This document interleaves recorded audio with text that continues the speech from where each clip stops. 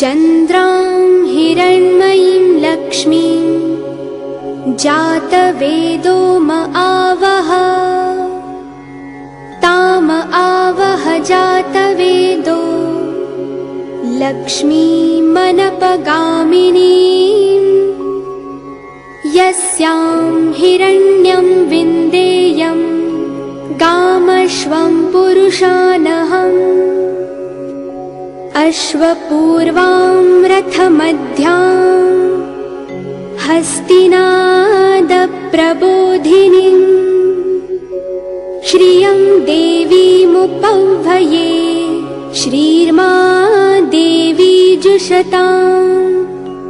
कां सोऽस्मितां हिरण्यप्राकाराम् आर्द्रां ज्वलन्तीं तृप्तां तर्पयन्ती पद्मे स्थितां पद्मवर्णां तामिहोपह्वये